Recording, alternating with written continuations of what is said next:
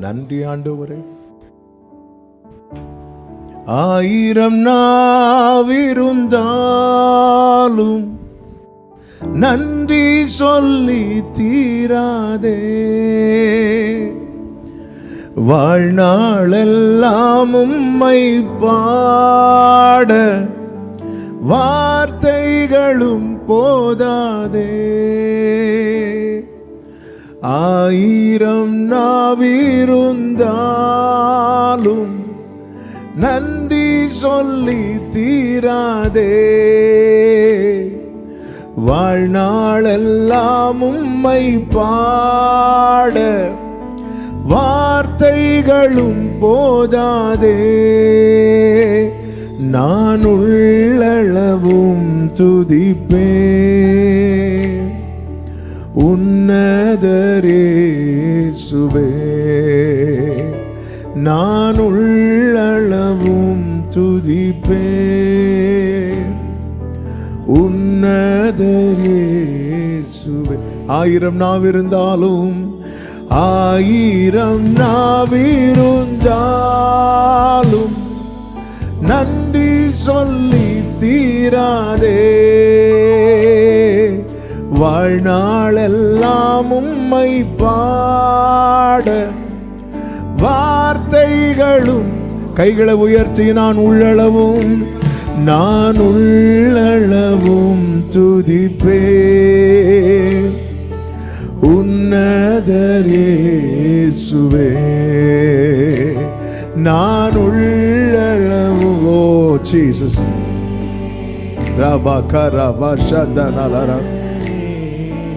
ஆமென்.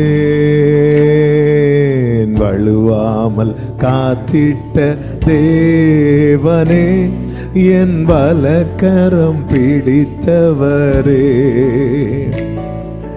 வல்லடிக்கெல்லாம் விலக்கி என்னை வாழ்ந்திட செய்தவரே. பாடுவோமா? வழுவாமல் காத்திட்ட தேவனே, என் வலக்கரம் பிடித்தவரே, வல்லடிக்கெல்லாம் விலக்கி என்னை வாழ்ந்திட செய்தவரே. 1000 நாவிருந்தாலும் 1000 நாவிருந்தாலும் நன்றி சொல்லி தீராதே. வாழ்நாளெல்லாம் உம்மை பாட வார்த்தைகளும் போதாது. நீங்க பாடுங்க. 1000 நாவிருந்தாலும் 1000 ஆமே நன்றி சொல்லி தீராதே. வாழ்நாளெல்லாம் உம்மை பாட வார்த்தைகளும் போதாதே. நான் உள்ளளவும் துதிப்பேன் உன்னதர் இயேசுவே.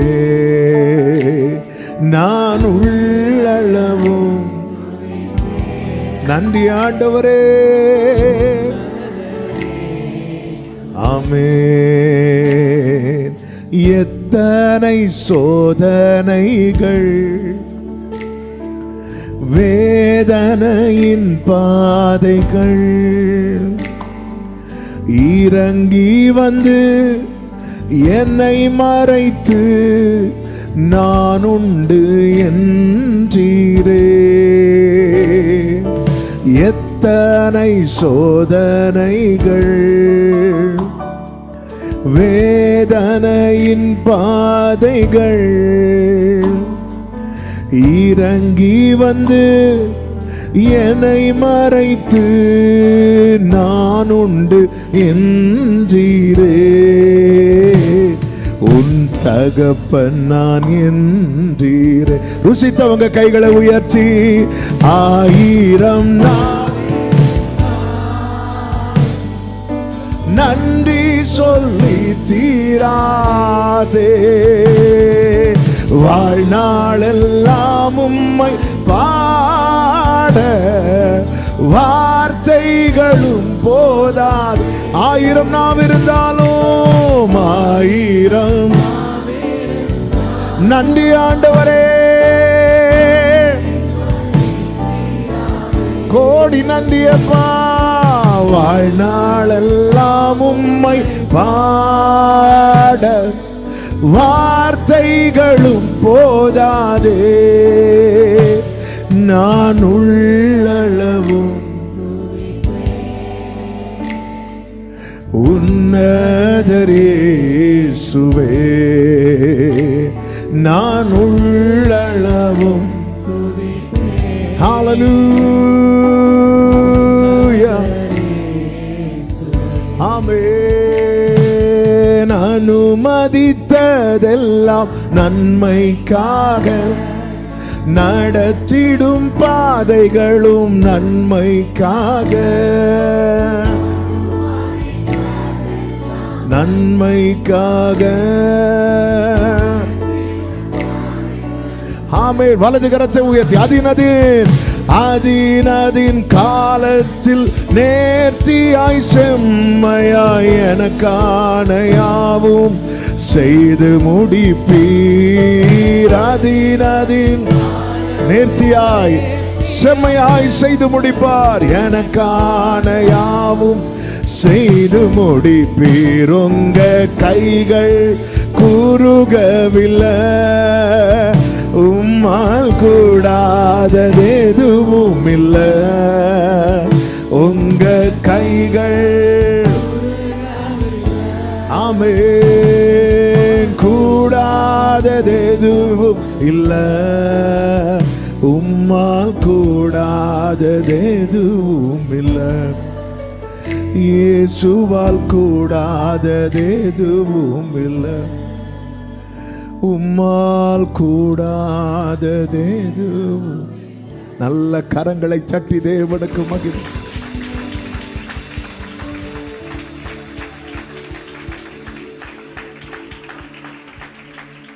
நீர் வாக்கினால் சொன்னதை கரத்தினால் செய்து முடிக்கிறவர்.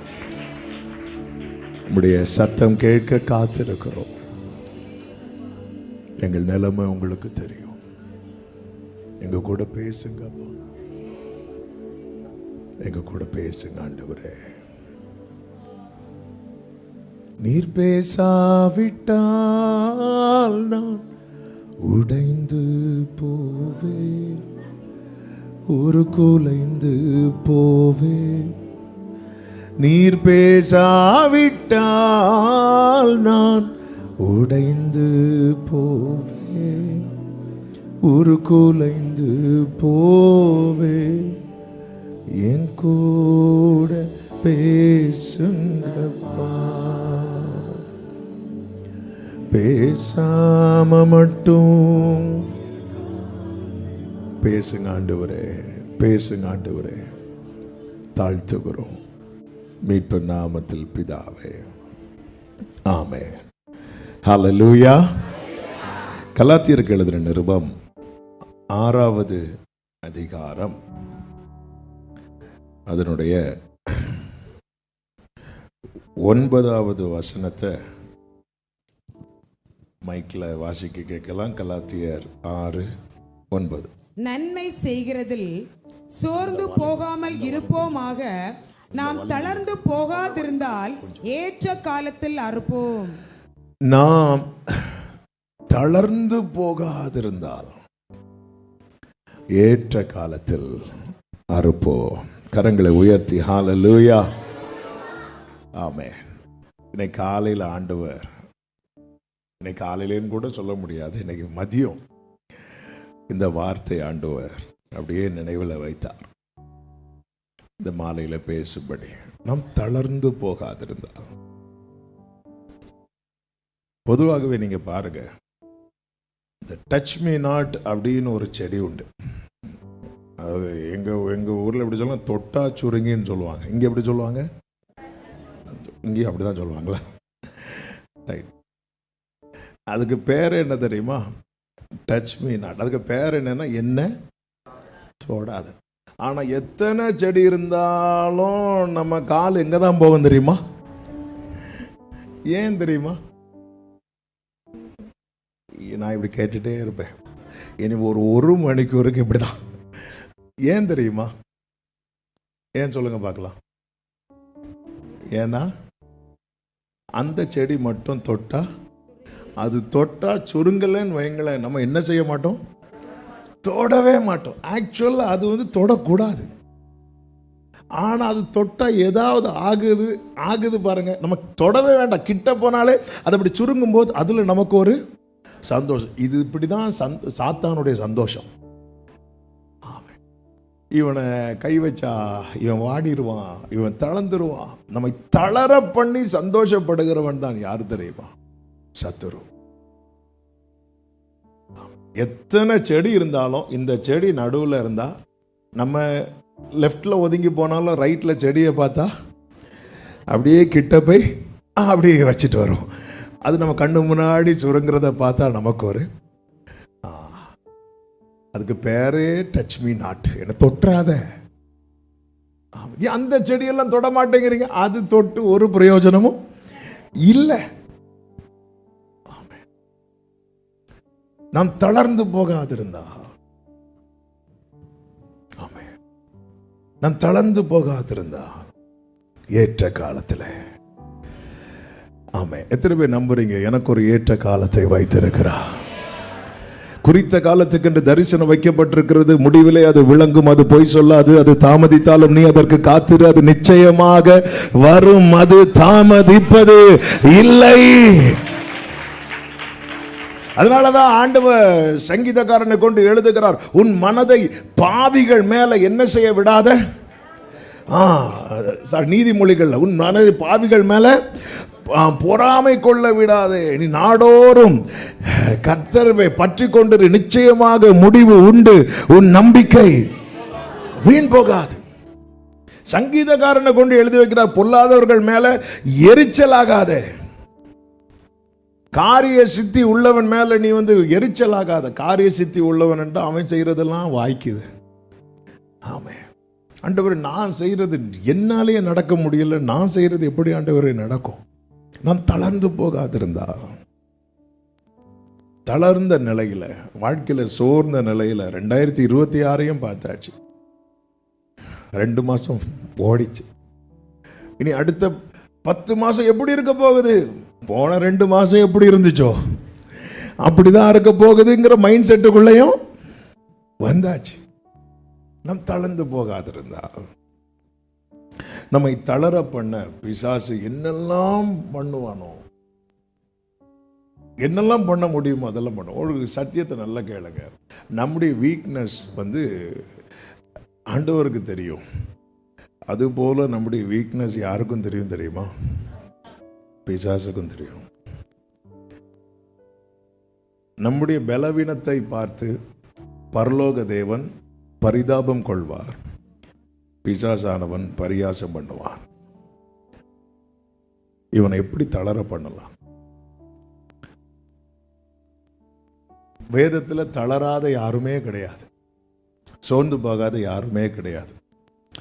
எலியாவே சொல்லிட்டாரு, போதும் ஆண்டவரே, இப்படி ஒரு வாழ்க்கை வாழ்வதற்கு சாவதே பரவாயில்ல, என்னை எடுத்துக்கொள்ளும் என்று எலியாவே சொல்லிட்டார். மோசே சொல்லிட்டாரு, ஆண்டவரே உம்முடைய கண்களில் எனக்கு கிருபை கிடைத்ததானால் என்னை தயவு செய்து தூக்கிருங்க ஆண்டவரே, நான் இந்த பூமியில் இந்த ஜனங்க கூட இனி என்னால் வாழவே முடியாது. இப்படி வாழவே முடியாதுன்னு சொல்கிறவங்க தான் ரொம்ப வருஷமாக வாழ்வாங்க. இந்த ஈசாக்குன்னு ஒருத்தர் இருந்தார்.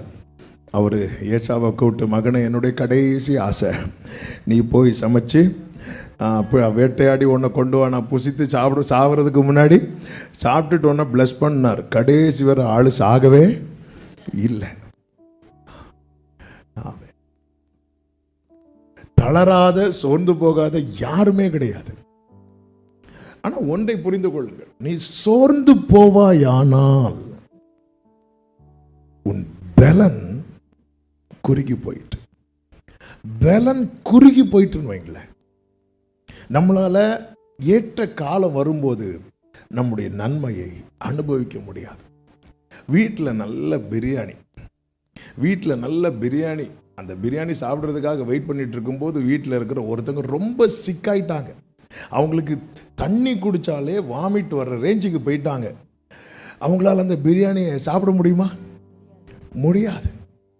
அப்போ அவங்க உண்மையில எந்த ரேஞ்சுக்கு இப்போ போயிட்டாங்க தெரியுமா? நீ அதை காண்பாய், புசிக்க மாட்டாய். இப்போ என்னாச்சு தெரியுமா? வீட்டில் பிரியாணி ரெடி ஆகிட்டு, ஆனால் அந்த டைமும் பிரியாணி ரெடியாகி எல்லாம் சர்வ் பண்ணி வச்சாச்சு, டைமும் வந்தாச்சு. ஆனால் பிரியாணிக்காக ஒரு மாதமாக வெயிட் பண்ணி அம்மா பிரியாணி அம்மா பிரியாணி பிரியாணி கேட்டு கேட்டு கேட்டு சரிப்பா உனக்கு வச்சு தரலாம் சொல்லி ஒரு நாள் அதுக்காக குறித்து பிரியாணியை வச்சு கொடுத்து சர்வ் பண்ணி சாப்பிடலான்னு பார்த்தா ஆளுக்கு சாப்பிட முடியல. ஏதோ ஒரு சிக்னஸ்ன்னு வச்சுக்கோங்களேன், தண்ணி குடித்தாலே வாமிட்டு வருது. அது அர்த்தம் என்ன? ஆள் தளர்ந்தாச்சு. இப்போ நன்மை இருக்கு, ஆனால் என்ன பண்ண முடியல தெரியுமா? அனுபவிக்க முடியல. நம்மை தேவன் கிருபையாய் ஜீவனை தந்ததும் அல்லாமல் தயையும் பாராட்டி பராமரித்து மரண வாசல்களிலிருந்து நம்மை தூக்கி எடுத்து மரணத்துக்கும் நமக்கும் ஒரு அடி தூரம் மாத்திரம் இருந்த சூழ்நிலையில் நம்மை தப்புவித்து கொண்டு வந்தது. ஆமேன். ஒன்றை புரிந்து கொள்ளுங்கள், சிங்கத்தின் வாய்க்கு தப்புவித்தது கரடி கிட்ட கொடுக்கிறதுக்கல்ல, கரடி கிட்ட தப்புவித்து கோலியாத்து கிட்ட கொடுப்பதற்கும் அல்ல, கோலியாத்தினிடத்திலிருந்து தப்புவித்து சவுலின் ஈட்டிக்கு கொடுப்பதற்கல்ல, என்னுடைய உயர் தலங்களில் என்னை நிறுத்துவார் என்று தாவீது 18வது சங்கீதத்தில் சொன்னது போல நமக்கு குறித்த நிலையில நம்மை கொண்டு வந்து விடுவதற்காக கர்த்தர் இம்மட்டும் கிருபையாய் காத்து நிற்க பண்ணி இருக்கிறார் சொல்றவங்க நல்ல கரங்களை சட்டி ஹalleluya.